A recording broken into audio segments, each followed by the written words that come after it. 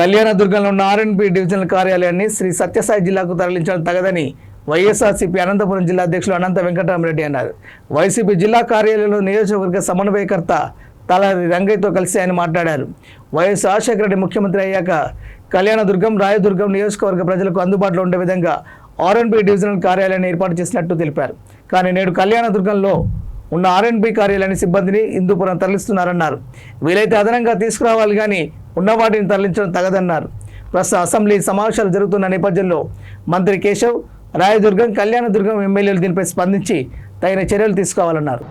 56-57 సంవత్సరాల నుంచి కూడా ఈ అనంతపురం జిల్లాలో ఆర్డిటి సంస్థ కూడా సేవలు కూడా అందిస్తూ ఉంది.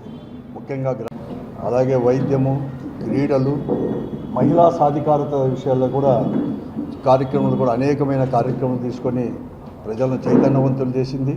వారిని కూడా ఆర్థికంగా కూడా ముందుకు కూడా తీసుకొని ఈ సంస్థ. ఇవి గ్రామీణ ప్రాంతాల్లో కూడా ఒక గృహాలన్నీ కూడా దాదాపు కూడా కొన్ని లక్షల మంది కూడా ఈ జిల్లాలో కూడా కట్టించిన దాన్ని కూడా ఆర్డిటి సంస్థకే కూడా ఖ్యాతి కూడా దగ్గుతూ ఉంది. వెంటనే FCRI కూడా రిజిస్టర్ చేయాలని చెప్పేసి కూడా పెద్ద ఎత్తున కూడా ఆందోళన కూడా ఈ జిల్లాలో కూడా చేపట్టడం కూడా జరిగింది. అనేకమైన కార్యక్రమం ప్రజా సంఘాలు కావచ్చు, రాజకీయ పార్టీలు కానీ అన్ని రాజకీయ పార్టీలు కూడా వారితో పాటు కూడా ఆందోళన కూడా పాల్గొనడం జరిగింది.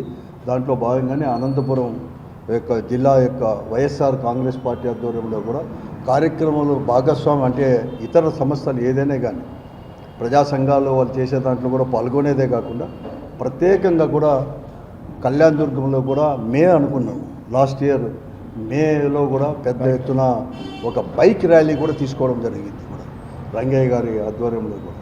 అలాగే జూన్లో కూడా 16 రోజులు జూన్ 4వ తేదీ నుంచి 19వ తేదీ వరకు కూడా వైఎస్ఆర్ కాంగ్రెస్ పార్టీ ఆధ్వర్యంలో రంగయ్య గారి నాయకత్వంలోనే అక్కడ మాజీ పార్లమెంట్ సభ్యుడు, మా పార్టీ సమన్వయకర్త, నియోజకవర్గ సమన్వయకర్త కూడా ఆధ్వర్యంలో కూడా 16 రోజులు కూడా పాదయాత్ర చేసి, అంటే ఇవన్నీ కూడా ఎందుకు చేశామంటే కేంద్ర దృష్టికి తీసుకొని పోవాలని చెప్పేసి.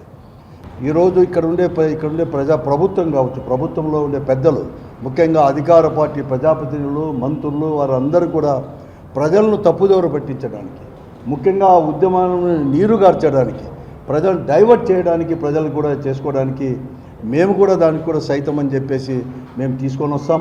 ఇప్పుడే కేంద్ర ప్రభుత్వంతో మాట్లాడాము కాబట్టి వాళ్ళు ఇస్తామని చెప్పారు అని చెప్పేసి కూడా నారా లోకేష్ గారితో కూడా ఇదే కళ్యాణదుర్గంలో కూడా వాల్మీకి విగ్రహ యొక్క ప్రతిష్ట ముందు అప్పుడు కూడా ఆ రోజు కూడా బహిరంగ కూడా కనకదాస్ దాంట్లో కూడా బహిరంగ కూడా చెప్పించడం కూడా జరిగింది.